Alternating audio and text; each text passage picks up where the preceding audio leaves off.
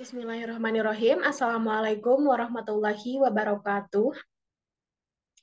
Yang terhormat, Ibu Profesor Dr. Ida Farida CH MPD selaku dosen pengampu mata kuliah metodologi penelitian. Izin memperkenalkan diri, nama saya Rifa Hirunisa dengan NIM 12120800105. Kali ini saya akan membacakan proposal yang akan saya teliti berjudul Pengembangan Game Stereo Chamberboard berorientasi berpikir tingkat tinggi pada konsep stereokimia. Nah, selanjutnya untuk latar belakangnya, pembelajaran ilmu kimia lebih menekankan pada 3 aspek, yaitu makroskopik, submikroskopik, dan simbolik. Nah, pendekatan ini dikenal sebagai 3 level representatif dalam pembelajaran kimia. Konsep ini juga mendasarkan pembelajaran pada pemahaman materi kimia dari 3 perspektif yang saling terkait dan memungkinkan siswa untuk mendapatkan wawasan yang lebih mendalam terkait dengan materi kimia. Nah, namun seringkali mahasiswa ataupun peserta didik tidak mendapatkan ketiga aspek tersebut dalam pembelajaran. Hal ini berakibat pada sulitnya peserta didik maupun mahasiswa dalam memahami materi pada tingkat submikroskopik dan simbolik yang tidak terlihat secara nyata dan memerlukan suatu visualisasi. Nah, hal ini tentunya memerlukan suatu visualisasi pada tingkat tertentu sehingga kesulitan yang dirasakan bisa diatasi serta tidak menimbulkan miskonsepsi yang terjadi. Nah, salah satu konsep dalam ilmu kimia yang memerlukan visualisasi adalah konsep stereokimia. Nah, oleh karena itu, peneliti bermaksud mengembangkan penelitian tentang pembuatan media pembelajaran sejenis ular tangga pada konsep stereokimia. Nah, pengembangan yang dimaksud ini adalah dengan membuat media ini menjadi fun atau berbasis game, sehingga membuat pembelajaran lebih mudah dipahami dan juga lebih interaktif. Nah, untuk selanjutnya, di sini ada mengenai rumusan masalah. Nah, untuk rumusan masalahnya, bagaimana tampilan media pembelajaran stereo chamber untuk mengembangkan pengetahuan siswa mengenai konsep stereokimia. Dua, bagaimanakah hasil uji validasi dan uji kelayakan media pembelajaran stereo chamber pada konsep stereokimia.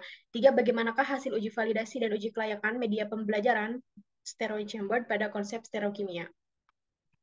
Untuk yang ketiga, di sini ada tujuan penelitian. Yang pertama, mendeskripsikan tampilan media pembelajaran stereo chamber untuk mengembangkan pengetahuan siswa mengenai konsep stereokimia. Yang kedua, menganalisis hasil uji validasi dan uji kelayakan media pembelajaran stereo chamber pada analisis miskonsepsi pada stereokimia. Yang ketiga, menganalisis hasil uji coba terbatas pada pengembangan media pembelajaran stereo chamber mengenai konsep stereokimia.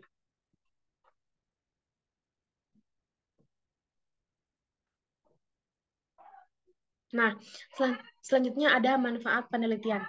Di sini ada 3. Yang pertama ada manfaat teoritis, dan yang kedua ada manfaat praktis, dan yang ketiga ada sebagai acuan dari pembelajaran selanjutnya. Nah, manfaat teoritis di sini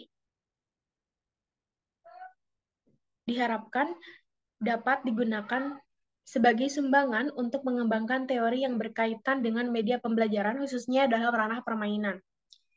Yang kedua, di sini ada manfaat praktis. Nah, produk media pembelajaran ini diharapkan dapat digunakan oleh dosen maupun mahasiswa untuk mempermudah pembelajaran kimia organik, khususnya pada konsep stereokimia. Yang ketiga adalah sebagai acuan selanjutnya untuk melakukan pengembangan pada penelitian yang lebih lanjut mengenai pembelajaran permasalahan yang sejenis di masa mendatang. Selanjutnya ada definisi operasional. Yang pertama itu ada game stereo chamber. Ini adalah sebuah game papan permainan berbasis Android, yang mana permainan ini bentuk modifikasi dari game ular tangga. Game stereo chamber ini berisikan pertanyaan-pertanyaan setiap kotaknya mengenai materi stereokimia.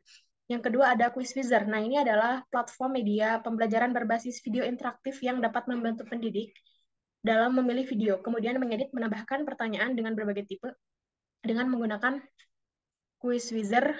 Pembelajaran yang dilaksanakan menjadi lebih interaktif karena melibatkan siswa secara aktif. Selain itu juga di dalam Quizizzer ini kita bisa menambahkan fitur-fitur atau template yang sesuai dengan apa yang kita butuhkan. Di sini tentu template yang dibutuhkan adalah template dari game jenis ular tangga.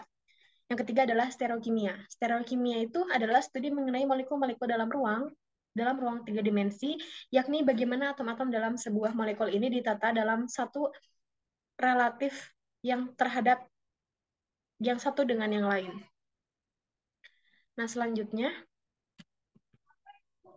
kerangka berpikir. Nah, di sini pertama untuk judulnya itu adalah pengembangan game stereo chamber berorientasi berpikir tingkat tinggi pada materi stereokimia. Terus juga untuk platform yang digunakan itu adalah Media Quiz Wizard dalam sebuah website. Terus yang ketiga, tentu ini juga sudah didukung oleh penelitian-penelitian sebelumnya ya yang mengenai tentang media pembelajaran Quiz Wizard. Selanjutnya di sini muncul permasalahan dari rumusan masalah yang mana bagaimanakah tampilan media pembelajaran stereo chamber untuk mengembangkan pengetahuan siswa mengenai konsep stereokimia.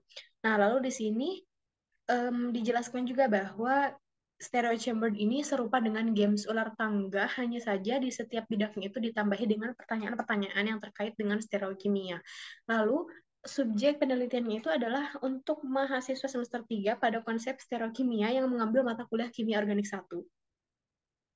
Selanjutnya adalah hasil penelitian sebelumnya. Nah, di hasil penelitian sebelumnya ini dijelaskan bahwasannya menurut penelitian yang dilakukan oleh Zahro R. Ismono 2021 tentang pembuatan bahan ajar pada materi kesetimbangan berorientasi multiple representasi. Nah, hasilnya adalah kesetimbangan kimia yang berorientasi pada multiple representasi dikategorikan baik dan dapat dijadikan sumber bahan belajar yang efektif.